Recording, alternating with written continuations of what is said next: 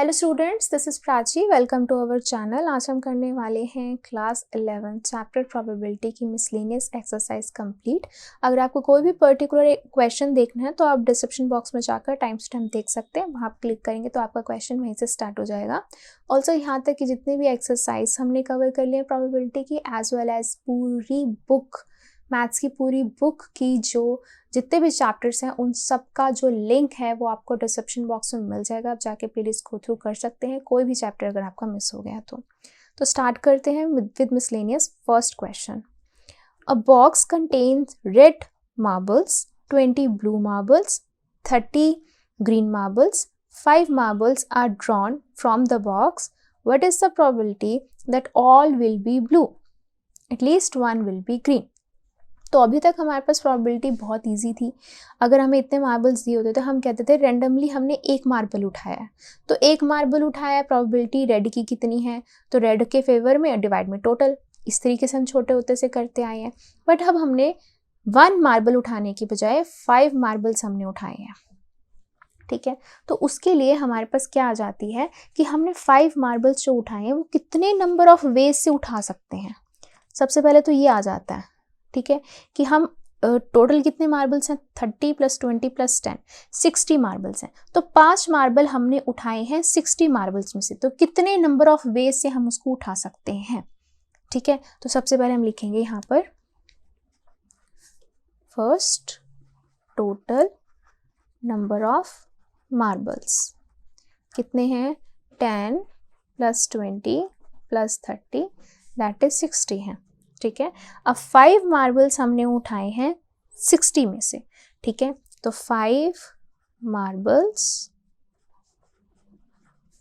Out of 60, ठीक है। तो नंबर ऑफ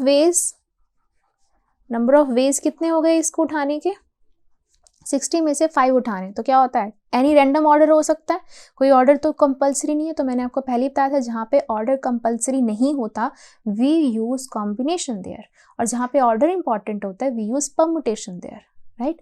तो 60 में से 5 मार्बल उठाने हैं, तो 60 C5, ये हो गई आपकी total possible outcomes, total possible outcomes, ठीक है। नेक्स्ट, अब हमें क्या लेना है, सबसे पहला क्या है, what is the probability that all will be blue. तो ब्लू कितने हैं आपके पास, ब्लू कितने हैं, 20, ठीक है। अब 20 में से कितने उठाने हैं, 5, ठीक है। तो 20 में से 5 उठाए, तो मान लो 20 में से 5 उठाए, रैंडमली पिक कर लेते हैं, तो ब्लू के लिए हो गई, ठीक है। तो ऑल ब्लू हो गए, तो यानी कि this is the favourable outcome, favorable outcome. Now the probability that all will be blue, तो favorable outcome डिवाइड में total possible outcome, तो favorable हो गए and total हो गए this one, ठीक है। आप अपना आंसर यहाँ पे भी छोड़ सकते हैं बिकॉज आपकी एनसीईआरटी में यहीं पर ये आंसर छोड़ा हुआ है। अगर पेपर में आता है सॉल्व करना है आपको, तो प्रॉपर आप उसको सॉल्व करके भी दिखा सकते हैं, ठीक है। बाकी आपको पता ही है इसका फॉर्मूला क्या होता है, NCR का फॉर्मूला क्या होता है, n factorial upon r factorial n minus r factorial, ठीक है। Okay, so the next part is at least 1 will be green, कम से कम एक ग्रीन होगा, ठीक है। इन 5 में से कम एक ग्रीन होगा। अब देखो कम से कम एक ग्रीन का मतलब क्या है, ज़्यादा भी हो सकते हैं, 1 भी हो सकता है, 2 भी हो सकता है, 3 भी हो सकते हैं। और कितने ग्रीन्स हैं आपके पास, देर आर 30 ग्रीन्स, तो 5 में से पाँचों के पाँचों ग्रीन भी हो सकते हैं, एक ग्रीन भी हो सकता है, 2, 3, 4, 5 सभी हो सकते हैं। तो हम यहाँ पे निकाल लेंगे कि वो प्रोबेबिलिटी निकालेंगे कि जो हमने उठाए 5 के 5 वो ग्रीन है ही नहीं, ठीक है। फिर क्या करेंगे, फिर उसकी हम कॉम्प्लीमेंट निकालेंगे।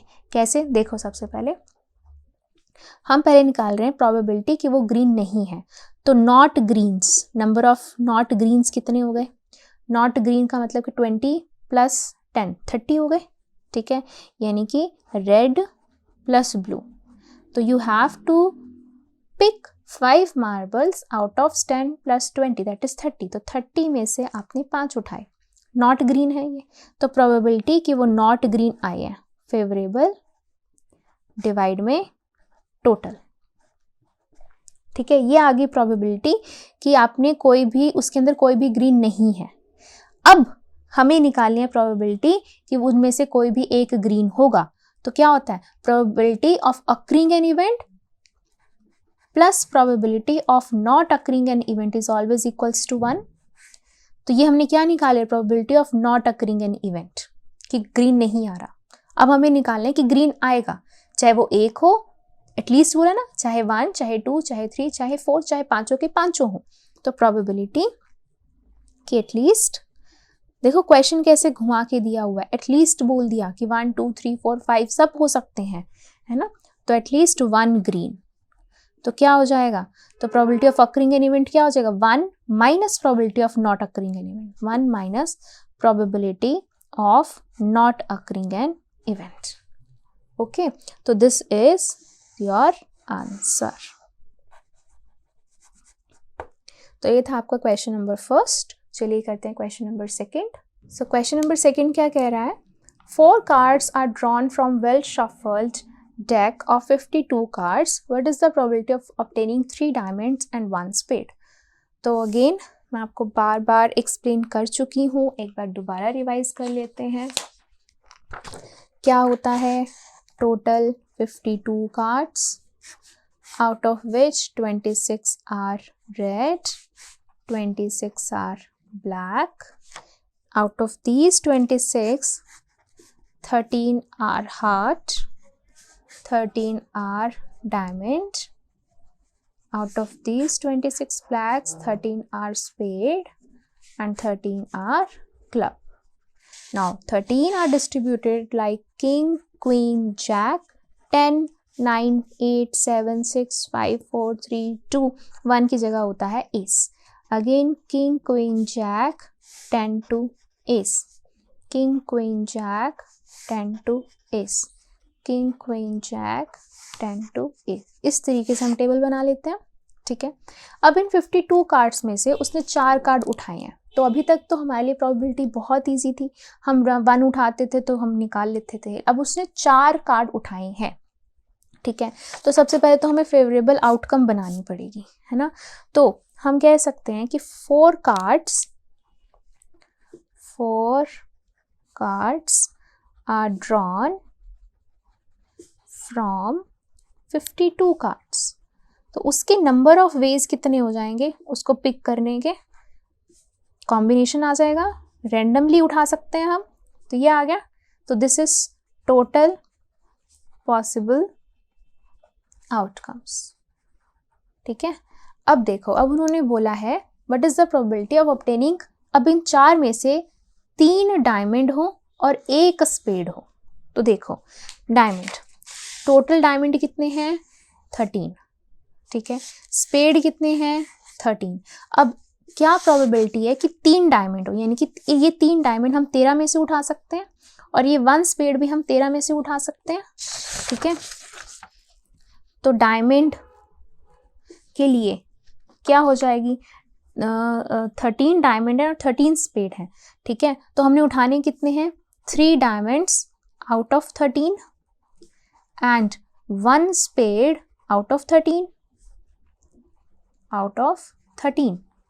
ठीक है। तो क्या हो जाएगी, इसकी प्रोबेबिलिटी क्या हो जाएगी इसको उठाने की, पहले तो यहाँ पे निकालो, क्या है, 13 में से 3 डायमंड, 13 में से 3 डायमंड, ठीक है, एंड 13 स्पेड में से 1 स्पेड। अब इन दोनों के बीच में क्या लगेगा, मल्टीप्लाई का साइन, क्यों, क्योंकि उठाने टोटल कितने हैं, 4, यहाँ 3 थे, यहाँ 1 थे, मिला के पूरी की पूरी रिस्पॉन्सिबिलिटी हमारी खत्म होगी ना, तो जिसकी वजह से हम क्या लगाते हैं, बीच में मल्टीप्लाई लगाते हैं। Now the probability is favourable, this is favourable outcome, ठीक है। तो ये हो जाएगी फेवरेबल आउटकम डिवाइड में टोटल पॉसिबल आउटकम। तो फेवर में कितनी है, 13C3, 13C1 डिवाइड में टोटल कितनी है, 52C4।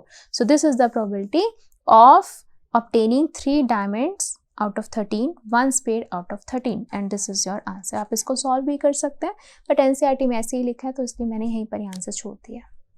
तो ये था क्वेश्चन सेकंड। चलिए करते हैं question third. So question third क्या कह रहा है, a die has 2 faces each with number 1, 3 faces each with number 2, 1 face with number 3। तो वैसे डाई के कितने फेसेस होते हैं, 6, तो हम 6 बना लेते हैं, 1 2 3 4 5 6, जिसके 2 फेसेस पे 1 1 लिखा हुआ है, 1 1 लिखा है, 3 फेसेस पे 2 लिखा है, 1 2 3 लिखा है, और एक फेस पर 3 लिखा हुआ है। तो एक डाई ऐसी है जिसमें हर जगह पे ये नंबर लिखे हुए हैं, ठीक है। If die is rolled once, एक बार हमने डाई को रोल करा है, क्या प्रोबेबिलिटी है कि 2 आएगा। ये तो बहुत सिंपल सा है, ठीक है। तो सबसे पहले हम क्या लिखेंगे, टोटल पॉसिबल आउटकम्स। तो टोटल फेसेस हैं कितने, डाइस के कितने होते हैं, टोटल फेसेस 6 होते हैं, तो ये आ जाएगा 6, ठीक है। तो नंबर 1 2, ठीक है, तो 2 occurring how many times, 3 times, 3 times, तो ये हो जाएगी इसकी क्या, फेवरेबल आउटकम। तो ये हो जाएगा probability of getting 2 favourable outcome divide में टोटल पॉसिबल आउटकम, तो ये आ जाएगा 1/2। सेकेंड, प्रोबेबिलिटी ऑफ 1 और 3, या तो 1 आए या 3 आए, तो 1 कितनी बार है, 2, और ये कितनी बार है, 1, 2 + 1 3, तो ये भी हो जाएगी फेवरेबल 3/6, तो दिस इज अगेन 1/2, ठीक है। Third one is probability of not 3, probability of not 3, तो नॉट 3 का मतलब कि 3 ना हो, बाकी कोई भी हो सकता है, तो 1 2 3 4 5 हो गए, तो दिस इज फेवरेबल डिवाइड में total, this is your answer. तो ये था क्वेश्चन नंबर थर्ड। चलिए करते हैं क्वेश्चन नंबर फोर्थ। तो अब करते हैं क्वेश्चन फोर्थ। क्या कह रहा है, in a certain lottery 10,000 tickets are sold. एक लॉटरी में 10,000 टिकट्स जो हैं वो बेची गई हैं। 10 equal prizes are awarded, 10 equal prizes को अवॉर्ड किया गया है। But is the probability of not getting prize if you buy number 1 ticket, number 2 tickets, number 3 10 tickets. मतलब क्या है कि 10,000 टिकट्स बेची गई हैं, ठीक है, 10 प्राइजेस दिए गए हैं, लेकिन आपने जितनी भी टिकट खरीदी, 1 टिकट खरीदी, 2 खरीदी या 10 की 10 टिकट खरीदी, यू आर सो अनलकी कि आपकी एक बार भी प्राइज नहीं निकला, ठीक है। तो आप जो मर्जी कर लो, आपका प्राइज निकला, चाहे आप 1 टिकट खरीदो, 2 खरीदो या 10 खरीदो, प्राइस तो निकला नहीं। लेकिन प्रोबेबिलिटी क्या है कि अगर आपने जब 1 टिकट खरीदी थी तब प्राइस नहीं निकला, तो उसकी क्या प्रोबेबिलिटी थी, 2 खरीदी तो और 10 खरीदी तो क्या प्रोबेबिलिटी थी। ओके, तो इस चीज़ को ना सबसे पहले सिचुएशन को समझते हैं। हम सबसे पहले लिखेंगे कि टोटल टिकट्स कितनी थी, ठीक है। टोटल टिकट्स थी 10,000। ओके, कितने में प्राइस अवार्ड किया गया है, 10 को, 10 में अवार्ड किया गया है प्राइस, राइट। तो इसको हम लिख लेते हैं। सबसे पहले टोटल टिकट्स वो कितनी है, 10,000 है, ठीक है। फिर प्राइस अवॉर्डेड, कितने टिकट्स को मिले हैं, 10। अब सबसे पहला क्या है, सबसे पहला है कि आप क्या प्रोबेबिलिटी है कि नॉट गेटिंग प्राइस, अगर आपने 1 टिकट खरीदी, ठीक है। तो सबसे पहली बात हम वो निकाल लेते हैं कि अगर आपने इनमें से 1 टिकट खरीदी और आपका प्राइस निकल आया, तो कितनी प्रोबेबिलिटी होगी, कि प्रोबेबिलिटी ऑफ गेटिंग प्राइस, ठीक है। ये तो बहुत सिंपल है हमारे लिए।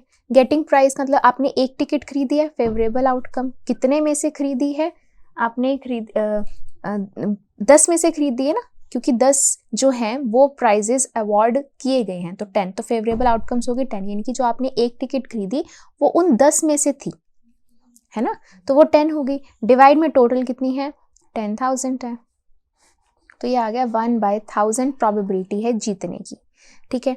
अब probability not getting price, yes, अब तो बहुत सिंपल हो गया ना आपके लिए, दिस इज वेरी सिंपल। कैसे, probability of occurring an event plus probability of not occurring an event is always equals to 1। अब not occurring an event के लिए क्या हो जाएगा, 1 minus probability of occurring an event, that getting price वाली probability, ठीक है। तो इसको क्या करेंगे, 1 minus 1 upon में 1000, LCM हो जाएगा,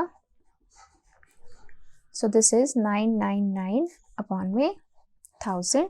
दिस इज द प्रोबेबिलिटी कि अगर आपने एक टिकट खरीदी है और आपका प्राइस नहीं आया है. ठीक है, okay, this is very simple. Second की बात करते हैं 2 टिकट्स की. ठीक है, तो यस, अब यहाँ से बात करते हैं कितनी टिकट्स खरीदी हैं. Buying 2 tickets. ठीक है, अब वो टिकट्स जो आपने 2 खरीदी हैं, आपका प्राइस तो नहीं निकला. ठीक है, तो यानी कि आपने 10,000 में से वो जो 10 प्राइस निकले हैं उनको तो हटा दो. आपने जो 2 टिकट खरीदी हैं वो किस में से खरीदी हैं? वो 9990 टिकट्स में से खरीदी हैं. ठीक है, तो हम यहाँ पे सबसे पहले लिखते हैं number of tickets not awarded. जिन टिकट्स के प्राइजेस नहीं निकले हैं, 10,000 में से 10 के तो निकल गए थे. ठीक है, तो 9990 टिकट्स को अवार्ड नहीं मिला है. ठीक है, तो आपने जो अब 2 टिकट्स उठाई हैं वो इसमें से उठाई हैं. तो कितने नंबर ऑफ वेज हो सकते हैं? Number of ways of having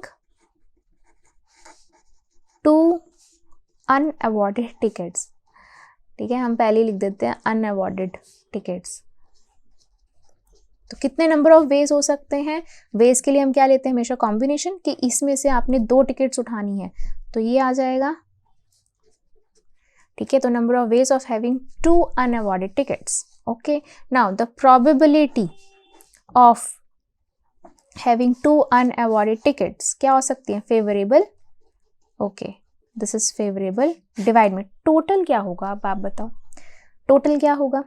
total क्या है आपके पास? ये है, इसमें से आपने 2 टिकट्स उठाई है ना, तो 10,000 C2.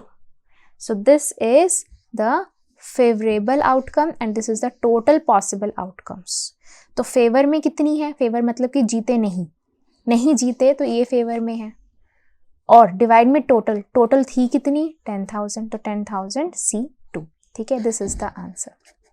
सेम अब आप 10 टिकट्स के लिए आप बताएंगे. ठीक है, 10 टिकट्स के लिए भी सेम चीज़ आ जाएगी. तो देखो, नंबर ऑफ टिकट्स यहाँ पे लिखते हैं, number of tickets not awarded, जिनका प्राइस नहीं निकला, वो कितनी थी? 9990 थी. ठीक है, तो number of ways of having 10 unawarded tickets. 10 unawarded tickets को लेने के कितने नंबर ऑफ वेज हो जाएंगे आपके पास? 9990 C10 हो जाएगा. And the probability of having 10 unawarded tickets, तो ये होगी फेवर में, यानी कि 10 टिकट्स आपने उठाई जिनका प्राइस नहीं निकला, तो ये तो हो गया फेवर में. और डिवाइड में टोटल मतलब कि टोटल टिकट्स कितनी थी? 10,000 डिवाइड में C10. ठीक है, this is the answer. Okay, तो ये था आपका क्वेश्चन नंबर 4. चलिए करते हैं क्वेश्चन नंबर 5. सो क्वेश्चन नंबर 5 क्या कह रहा है? Out of 100 students 2 sections of 40 and 60 are formed. If you and your friend are among 100 students, what is the probability that you both enter the same section? You both enter different sections. तो क्या है? Total 100 students हैं, 40 A section में है, 60 B section के अंदर है.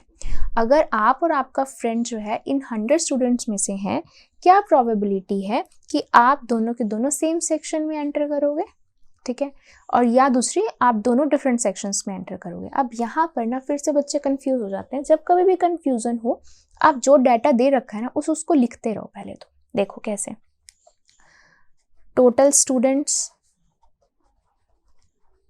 Students ये A सेक्शन के, ये B सेक्शन के, और ये हो गए 100. ठीक है, ओके. अब क्या है, दो स्टूडेंट्स को सिलेक्ट करना है. ठीक है, तो अगर both enter the same section, अगर सेम सेक्शन में है, ठीक है, तो क्या होगा? यानी कि या तो इस सेक्शन में से होंगे दोनों के दोनों, या फिर इस सेक्शन में से होंगे दोनों के दोनों. Right, okay. तो सबसे पहले हम टोटल पॉसिबल आउटकम्स निकाल लेते हैं. टोटल पॉसिबल आउटकम्स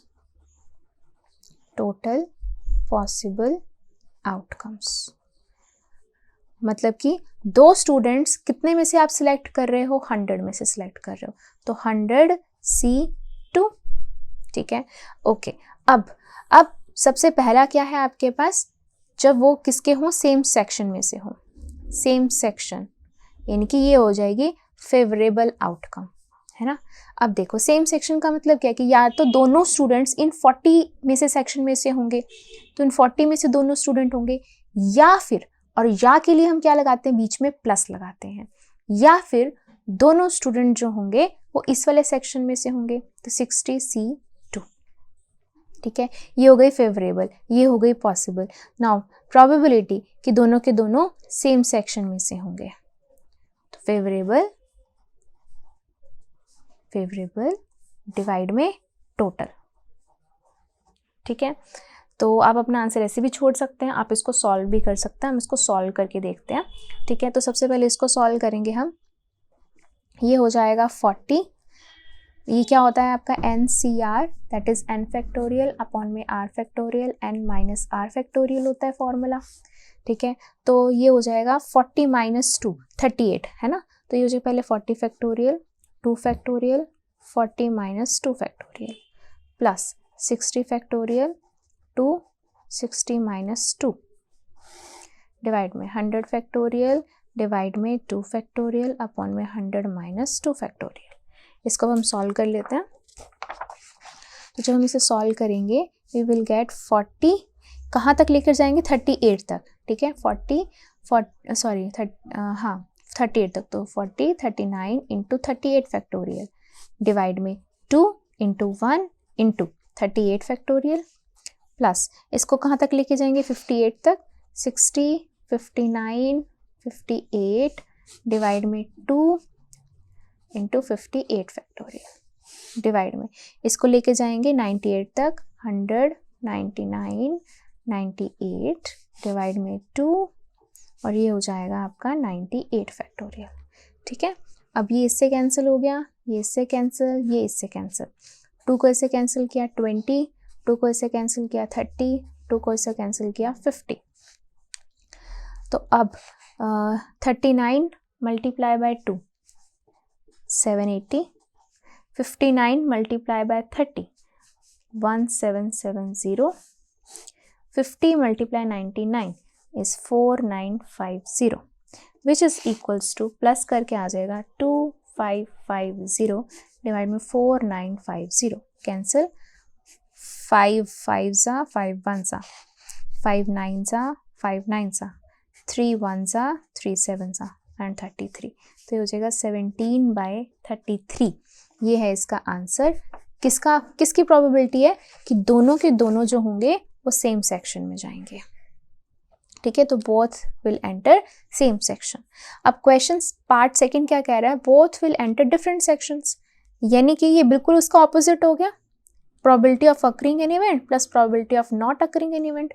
तो बिल्कुल ही डिफरेंट में जाएंगे तो क्या होगा, probability that will they enter different sections, वो क्या हो जाएगी 1 minus probability that way they will enter same section.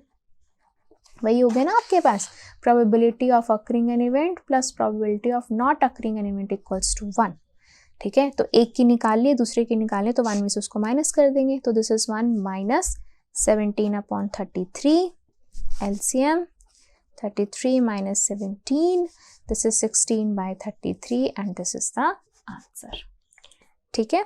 तो ये था आपका क्वेश्चन नंबर 5th। चलिए करते हैं क्वेश्चन नंबर 6। तो क्वेश्चन 6 क्या कह रहा है, 3 letters are dictated to 3 persons and an envelope is addressed to each of them. The letters are inserted into the envelopes at the random so that each envelope contains exactly one letter.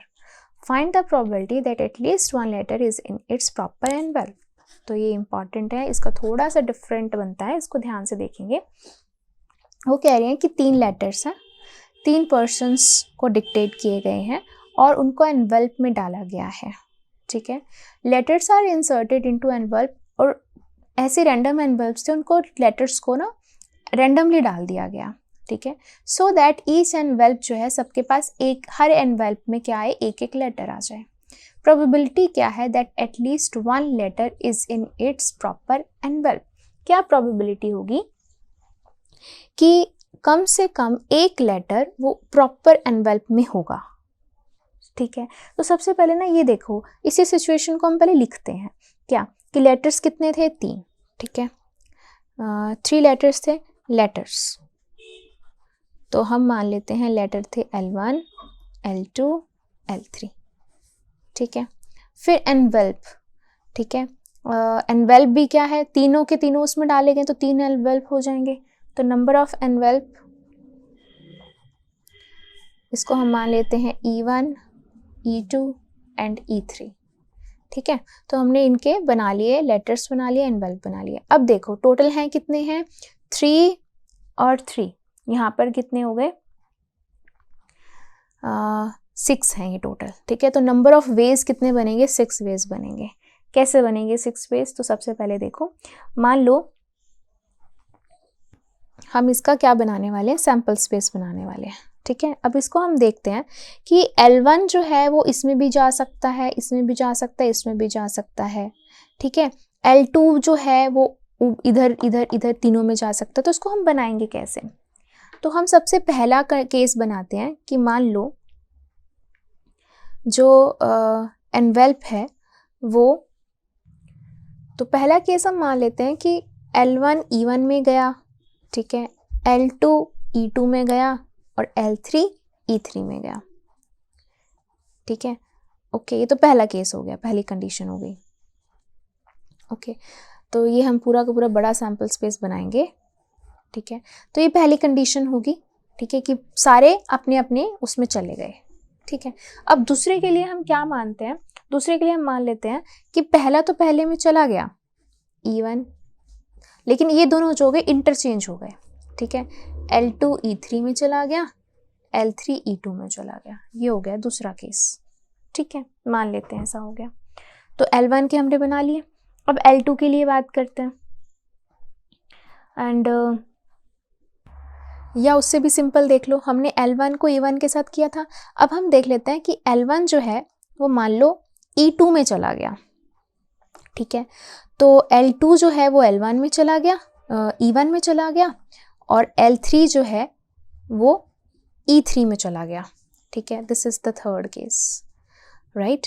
अब हम क्या कर सकते हैं, इसको हम उल्टा कर सकते हैं कि L1 E2 में ही था, लेकिन L2 E3 में चला गया, और जो L3 था वो E2 में आ गया, ठीक है। इसको इंटरचेंज, सॉरी E1 में आ गया, इसको इंटरचेंज कर दिया हमने, तो ये हो गया इसका फोर्थ केस, ठीक है। अब फिफ्थ देखते हैं, L1 E3 में चला गया, ठीक है, L2 E1 में आ गया और L3 E2 में चला गया, ठीक है।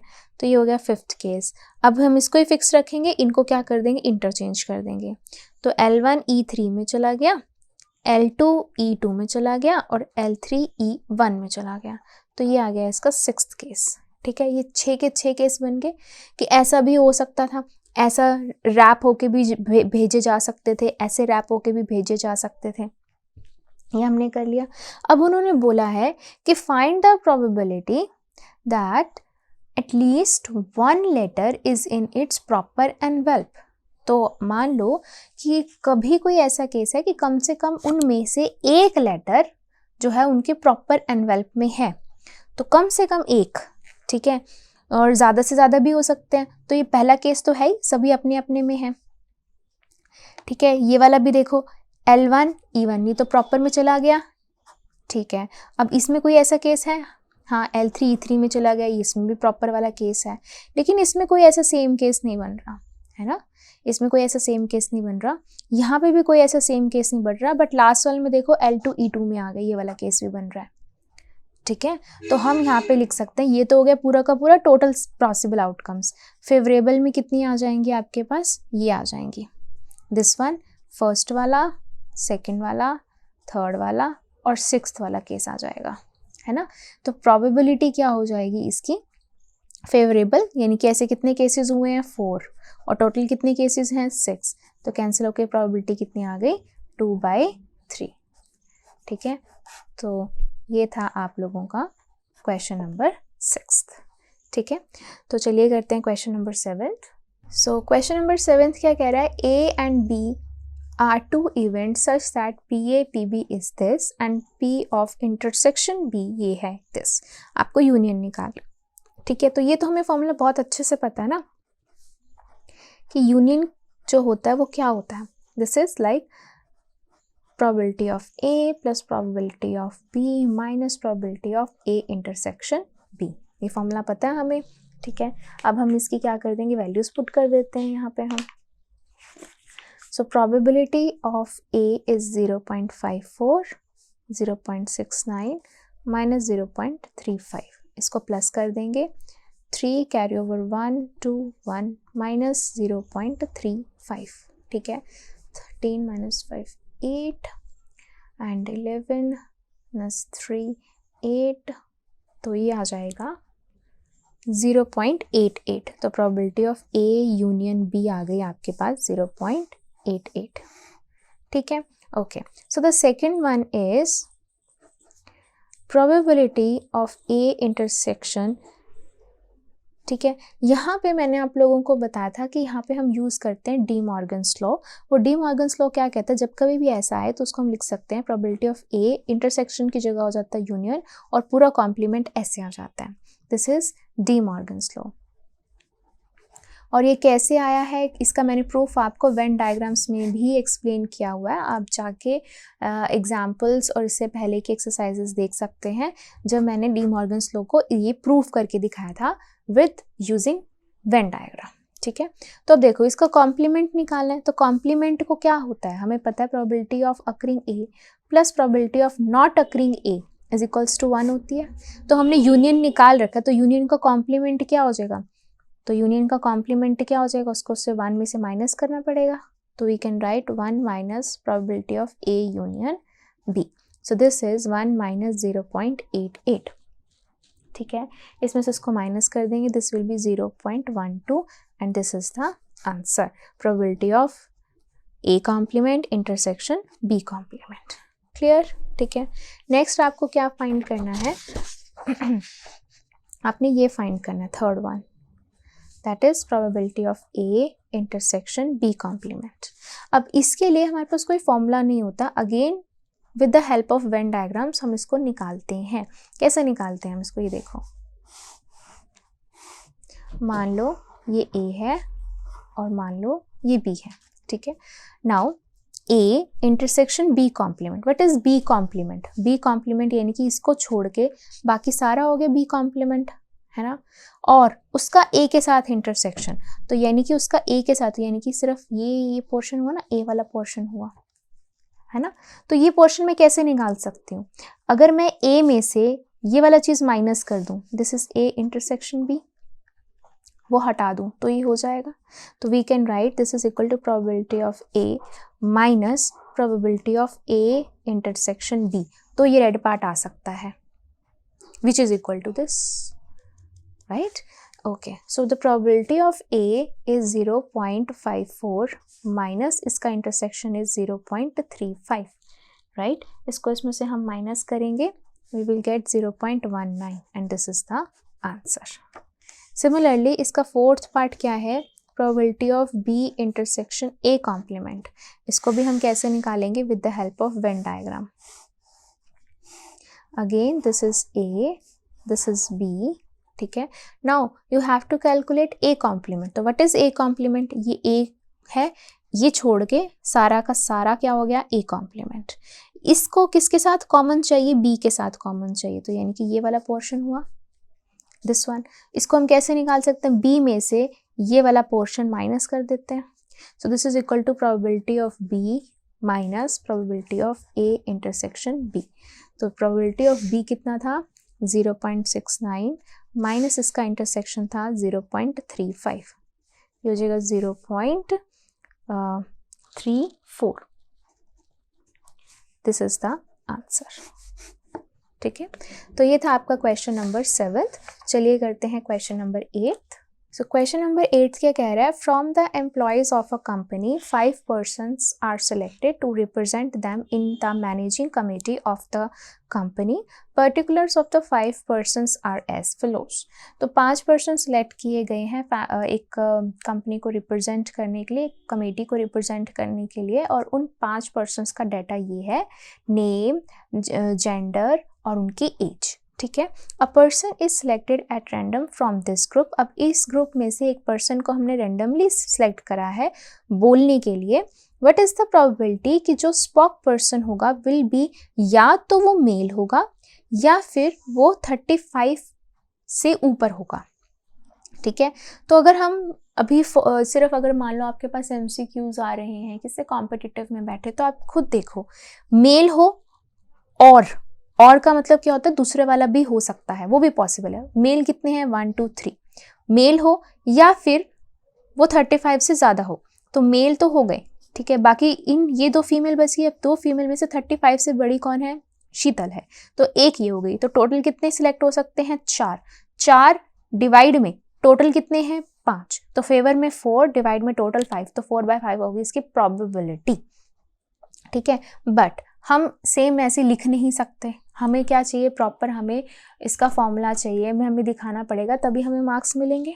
ठीक है, तो उसके लिए हम यहाँ पर सबसे पहले हम निकालेंगे प्रोबेबिलिटी ऑफ मेल, फिर निकालेंगे प्रोबेबिलिटी जो 35 से ज़्यादा है, और फिर और के लिए हम क्या यूज़ करते हैं, यूनियन यूज़ करते हैं। तो इस तरीके से हमें CBSE में इसका क्या मिलेगा, प्रॉपर वो मिलेगा, हमें मार्क्स मिलेंगे। ठीक है, तो सबसे पहले देखो प्रोबेबिलिटी ऑफ मेल। ठीक है, तो पहले मैं ना मेल के लिए हम A इवेंट मान लेती हूँ, ओवर 35 ईयर्स के लिए मैं मान लेती हूँ इवेंट B। तो probability that it will be a male, तो मेल कितने हैं, 3 मेल्स हैं, तो 3 फेवरेबल, डिवाइड में टोटल कितने हैं, 5। ठीक है, तो 3/5 आ गई इसकी प्रोबेबिलिटी। नाउ ओवर 35 का मतलब प्रोबेबिलिटी जो है, अब over 35 that is B, right. तो ओवर 35 के लिए क्या हो जाएगा, B। तो 35 से ऊपर कितने हैं, देखो 35 से ऊपर हैं 1 and 2 है, तो दिस इज 2/5। ओके, अब हमें क्या चाहिए, इसका यूनियन चाहिए ना। तो probability of A union B क्या होती है, probability of A plus probability of B minus इनका क्या होती है, इंटरसेक्शन होती है ना। अभी हमने इंटरसेक्शन तो निकाला नहीं, तो अभी इंटरसेक्शन निकाल लेते हैं। तो पहले तो probability of A intersection B, मतलब कि ऐसा कोई जो मेल भी हो और 35 से बड़ा भी हो, मेल और 35 से बड़ा। तो मेल और 35 से बड़ा सिर्फ एक ही है, सलीम। ठीक है, एक है, सो दिस विल बी 1/5। अब इसकी वैल्यूज यहाँ पे हम पुट कर देंगे। सो this is probability of A B minus intersection, so this is 5/5 minus 1/5 which is equal to 4/5. This is the answer. तो 4/5 तो हमने वैसे ही कैलकुलेट कर लिया था, बट ये जब नहीं लिखेंगे तो हमें आंसर मार्क्स नहीं मिलेंगे, तो ये हमें बताना पड़ेगा, पूरा का पूरा फॉर्मूला लगाना पड़ेगा। ठीक है, okay. So this was question number 8। चलिए करते हैं question number 9। So the question number 9 is very very important. ठीक है, अगर मतलब जैसे कि अगर कोई कहते हैं ना कि टफ एग्ज़ाम आया है, बहुत टफ एग्ज़ाम आया, तो उसमें तो ये क्वेश्चन डेफिनेटली आएगा ही आएगा।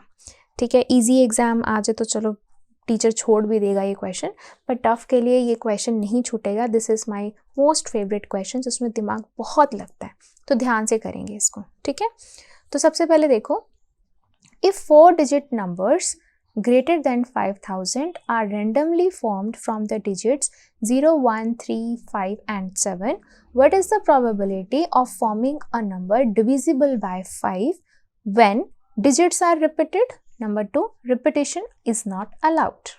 ठीक है, तो सबसे पहले यहाँ पे क्वेश्चन समझो कि 4 डिजिट नंबर आपने बनाना है जो 5000 से बड़ा हो। ठीक है, और किनका डिजिट्स का यूज़ करना है, 0, 1, 3, 5, 7 डिजिट्स का यूज़ करके आपने ऐसा नंबर बनाना है जो 5000 से बड़ा हो।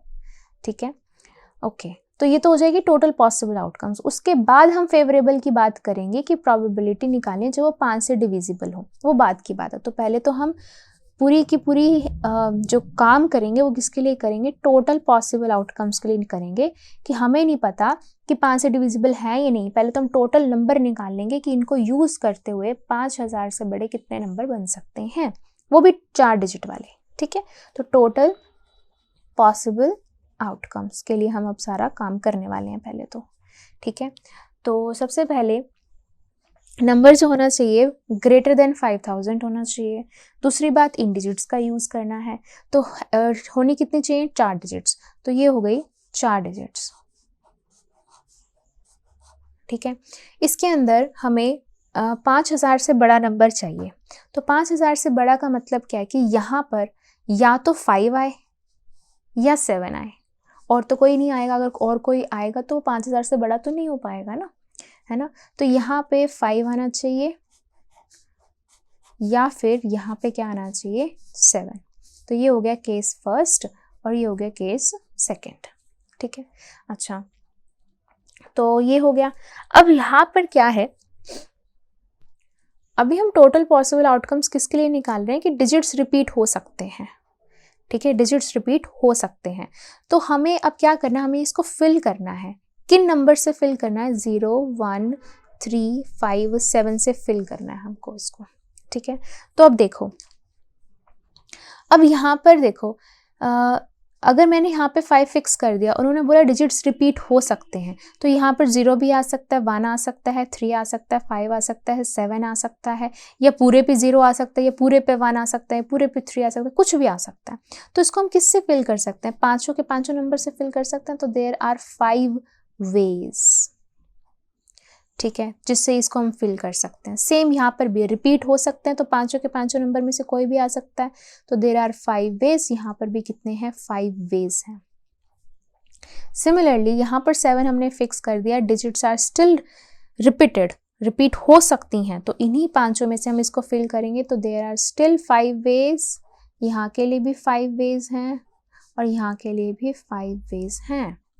ठीक है, तो कितने हो गए, टोटल वेज कितने हो गए, टोटल वेज, तो इसके लिए कितने हो जाएंगे, 5 वेज में क्या करते हैं, मल्टीप्लाई करते हैं, 5 मल्टीप्लाई 5 मल्टीप्लाई बाय 5, और ये तो फर्स्ट केस के हो गए, प्लस ये कितने हो गए, 5 मल्टीप्लाई 5 मल्टीप्लाई बाय 5। ठीक है, तो ये हो गया आपके पास 125 प्लस 125, दिस इज 250। ठीक है, बट इन एनी केस, ऐसा भी तो केस हो सकता है कि यहाँ पे 5 हो और इन बाकी 3 पे एक ही नंबर रिपीट हो जाए और वो 0 0 0 हो जाए, है ना। तो उन्होंने क्या बोला, ग्रेटर देन 5000, इन्होंने इक्वल तो नहीं बोला। तो अगर ये केस आ गया तो इस केस को हमें क्या करना पड़ेगा, माइनस करना पड़ेगा, है ना। मतलब क्या है कि इन 5 वेज में से 0 आ जाए, इन 5 में से फिर से 0 आ जाए, और इन 5 में से फिर से 0, तीनों में 0 0 0 आ गया, वो तो नंबर इक्वल टू 5000 हो गया। ठीक है, तो वो हमें क्या करना पड़ेगा, एक माइनस करना पड़ेगा। ठीक है, तो टोटल वेज, तो अब यहाँ पे लिखेंगे total possible outcomes, total possible outcomes. तो अब क्या हो जाएगा, 250 माइनस 1 कौन सा, ये वाला केस का 1, तो दिस इज 249 आ गया आपका फर्स्ट के लिए टोटल पॉसिबल आउटकम्स। ठीक है, अब हमने निकालनी है फेवरेबल आउटकम्स। ठीक है, now we have to calculate favourable outcomes.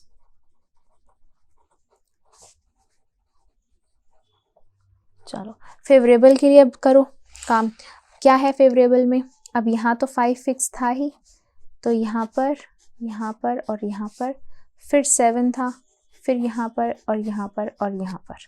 अब फेवरेबल में क्या है कि प्रोबेबिलिटी कि वो जो नंबर है वो 5 से डिविजिबल हो। ठीक है, 5 से डिविजिबल हो मतलब कि यहाँ पर क्या आ सकता है, यहाँ पर 2 आ सकता है या 5 आ सकता है, सॉरी 0 आ सकता है या 5 आ सकता है। तो यहाँ पर भी लास्ट में भी यहाँ पे भी क्या आ सकता है, 0 आ सकता है या 5 आ सकता है। तो यानी कि लास्ट को फिल करने के लिए आपके पास 2 वेज हैं, यहाँ पे भी आपको फिल करने के 2 वेज हैं। ठीक है, ओके, नाउ अगेन यहाँ पर इसको फिल करने के लिए आपके पास कितने वेज हैं, आपको कितने में से उठाने हैं, 0, 1, 3, 5, 7 में से, and digits can be repeat हो सकती हैं। तो अब इसको फिल करने के लिए you have how many ways, 5 ways. इसको भी फिल करने के लिए how many ways, 5 ways, but इसको फिल करने के अब आपके पास 2 वेज हैं। ऐसे इसको फिल करने के लिए भी 5 वेज हैं, इसको भी फिल करने के लिए 5 वेज हैं, ठीक है। तो टोटल वेज कितने हो गए, 5 × 5 × 2 प्लस, ये तो फर्स्ट केस का हो गया, ये हो गया सेकेंड केस का। इसके लिए हो जाएगा 5 × 5 × 2, तो ये हो गया 25 + 2 50 + 50, टोटल कितना हो गया, 100 वेज, ठीक है। अगेन इन केस अगेन यहाँ पे अगर मान लो 5 है और इन में से कोई ऐसा केस आ जाए कि यहाँ पर भी 0 0 0 हो जाए, तो उस केस को हमें क्या करना पड़ेगा, माइनस करना पड़ेगा। तो यहाँ से फेवरेबल आउटकम्स कितनी निकल के आएंगी, 100 में से हमें ये एक केस माइनस करना पड़ेगा, दैट इज 99 हो जाएगा, ठीक है। नाउ द प्रोबेबिलिटी, ठीक है, कि डिजिट्स आर रिपीटेड, ठीक है, रिपीटेड, तो फेवरेबल डिवाइड में टोटल थी 249, तो 3 पे कैंसिल हो रहा है, 3 8 जा 3 3 जा, तो 33/83, this is the answer. Clear. तो ये था इसका फर्स्ट पार्ट। अब सेकेंड पार्ट में क्या कह रहा है, repetition of digit is not allowed. अब रिपीटेशन जो है वो डिजिट की अलाउड नहीं है, तो उसमें आप क्या करेंगे। तो अब हम यहाँ पे बिल्कुल सेकेंड केस बनाते हैं, ठीक है। Second case, no repetition. अब नो रिपीटेशन के लिए फिर से हम क्या करेंगे, पूरी हेल्प लेंगे किसकी, पहले निकालेंगे टोटल पॉसिबल आउटकम्स की, टोटल पॉसिबल आउटकम्स निकालते हैं, ठीक है। तो अब अगेन 4, तो फर्स्ट में 5 हमने फिट कर ही रखा है, बाकी ये 3 हो गए। सेकंड में 7 फिट कर रखा है, बाकी ये 3 हो गए। तो अब हमें टोटल निकालनी है, ठीक है। तो टोटल के लिए क्या होगा, हमें किस में से उठाना है, 0 1 3 5 7 में से उठाना है, ठीक है। अब देखो, अब यहाँ पे मान लो इन पांचों में से कोई एक आके बैठ जाता है, ठीक है। देखो सबसे पहले पांचों में से कोई एक बैठ गया, यहाँ पे ऑलरेडी 5 बैठ गया यहाँ पे, तो 5 तो कैंसिल हो गया, रिपीट नहीं कर सकते ना हम इसको, तो 5 तो बैठ गया, बाकी कितने बच गए, 4। तो इसको हम कितने वे से फिल कर सकते हैं, 4 वे से फिल कर सकते हैं। अब मान लो यहाँ पे इनमें से कोई एक आके बैठ गया, रैंडम आके कोई भी एक बैठ गया, अब कितने फिल कर सकते हैं, 3 वे से फिल कर सकते हैं। अब इनमें से कोई एक और आके बैठ गया, तो अब कितने वे से फिल कर सकते हैं, 2 वे से फिल कर सकते हैं, ठीक है।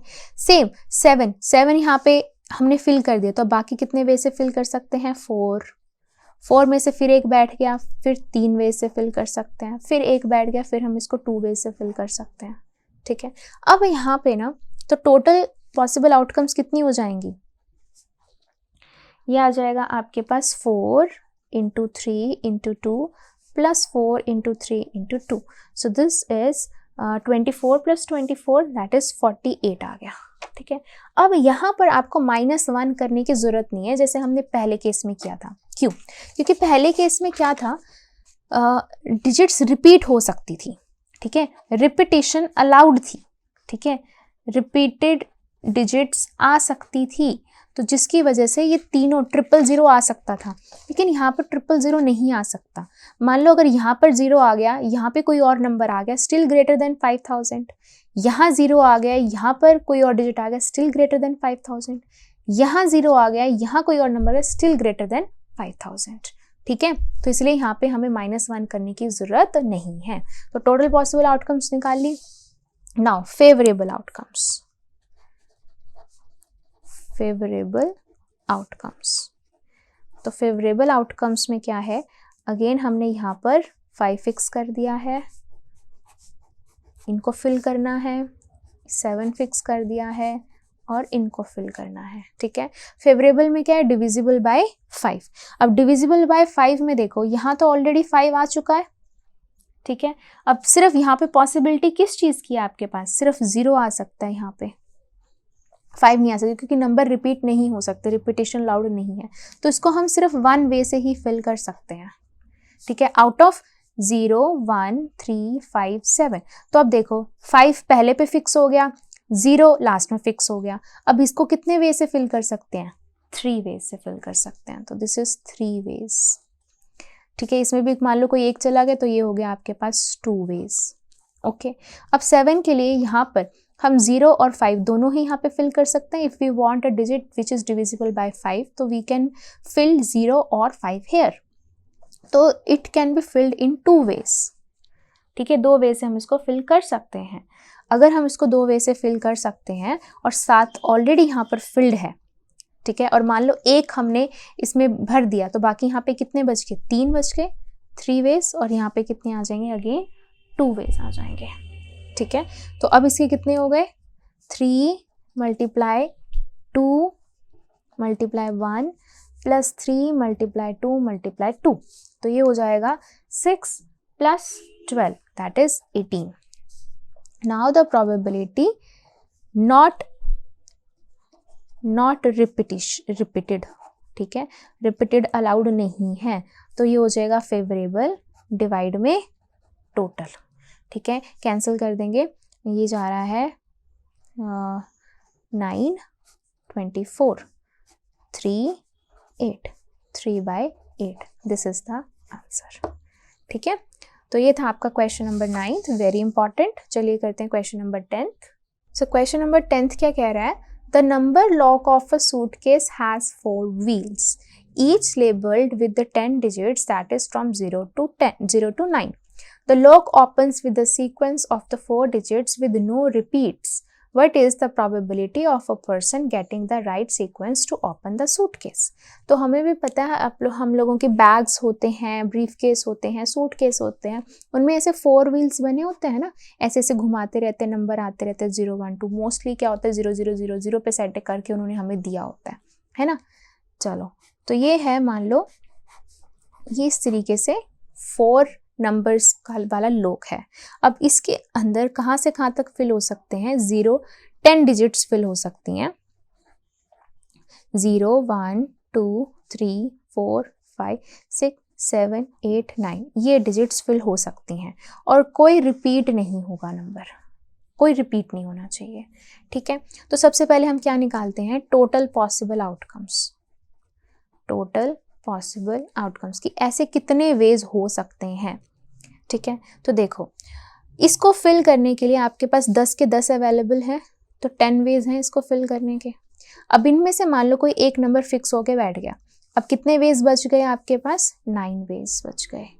अब इसमें से मान लो कोई एक और फिक्स होके बैठ गया तो 8 वेज बच गए इसको फिल करने के लिए। कोई एक फिक्स और होके बैठ गया तो इसको फिल करने के आपके पास 7 वेज बच गए। तो टोटल पॉसिबल आउटकम्स कितनी हो जाएंगी? ठीक है, 90 मल्टीप्लाई बाय 56 एंड ये आ गया आपके पास 5040, ठीक है। अब उन्होंने क्या बोला है? What is the probability of a person getting the right sequence. तो राइट सीक्वेंस मतलब कि उसका जो पासवर्ड है वो तो एक ही होगा ना, है ना, तो पासवर्ड एक ही होगा तभी तो वो ठीक होगा।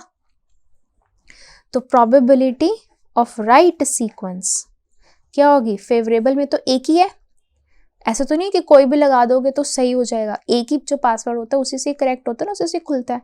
तो फेवरेबल 1 और टोटल कितनी है? 5040। दिस इज द आंसर, ठीक है। तो ये था आपका last question of this book. Okay, so thank you, that's all for this video.